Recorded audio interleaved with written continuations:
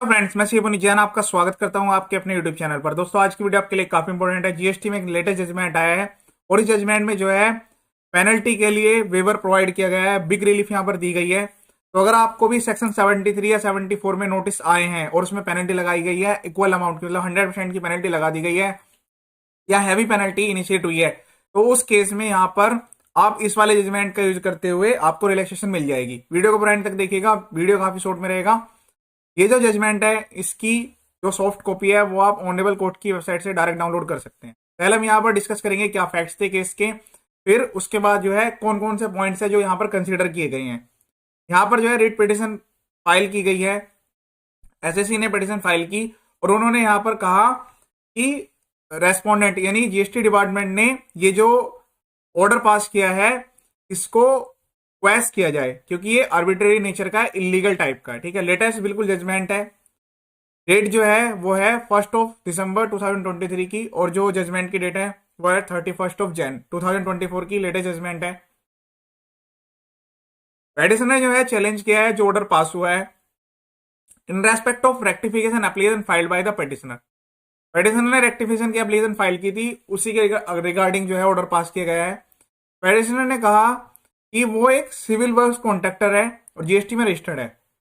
पहले जो है पेटिशनर को जो नोटिस रिसीव हुआ था जीएसटी एसएमटी 10 का, उसमें डिस्क्रिपेंसीज बताई गई थी कि रिटर्न फाइलिंग में डिस्क्रिपेंसीज आई हैं जो कि पेटिशनर ने यानी एससीसी ने फाइल की थी। सेक्शन 73 में वो नोटिस आया था, उसके बाद एक असेसमेंट ऑर्डर पास किया गया। जैसे ही पेटिशनर को वो ऑर्डर मिला उसके लिए उन्होंने रेक्टिफिकेशन अप्लाई की। In the sad rectification application the petitioner admitted it's tax liability. जो रेक्टिफिकेशन की एप्लीकेशन थी उसमें उन्होंने जो है अपनी लाइबिलिटी को एक्सेप्ट कर लिया। अप्रोक्सीमेटली 12 लाख की यहाँ पर लाइबिलिटी थी, उसमें से सीजीएसटी एसजीएसटी था, हाफ हाफ दोनों का सीजीएसटी एसजीएसटी था। On such basis the petitioner requested for relief from penalty. इस बेस पर जो है वो रिक्वेस्ट कर रहे हैं कि जो पेनल्टी है उसमें रिलीफ प्रोवाइड की जाए। जो ऑर्डर है वो इंपंज ऑर्डर है क्योंकि उसमें 100% की पेनल्टी लगा दी गई। यहाँ पर जो है पेटिशनर की तरफ से लर्न काउंसिल है, उन्होंने कहा कि हमने अप्रोक्सीमेटली 12 लाख का जो है वो एडमिट किया है और लाइबिलिटी जो है 3 रुपए की लाइबिलिटी थी वो हमने जमा भी करा दी है। The payment receipt at page number 73 of the tax set it rely upon to corroborate the submission by referring to the impunge order and in particular the revenue abstract at page number 72 of the type set. Then council point out that the 100% penalty was imposed. ठीक है, उन्होंने कहा कि जो ये penalty लगाई गई है ये 100% की पेनल्टी लगा दी, जबकि जो नोटिस आया था वो 73 में आया था, 74 में तो आया ही नहीं है। जो गवर्नमेंट की तरफ से लंड काउंसिल है उन्होंने ये चीज एक्सेप्ट की रेस्पोंडेंट की तरफ से। उन्होंने कहा कि जो ऑर्डर पास किया गया है ये रेक्टिफिकेशन एप्लीकेशन के बेस पर पास किया गया है। अब हम यहाँ पर अगर एग्जामिन करेंगे तो ये बिल्कुल क्लियर आ रहा है कि नोटिस जो है 73 में पास किया गया है, 74 में पास नहीं किया गया। इसीलिए जो है ऑनरेबल कोर्ट ने उसमें इंटरफेयर करते हुए कहा कि 100% पेनल्टी लगाना जो है वो सही नहीं है। For the reason set above the impugned order is क्वेश।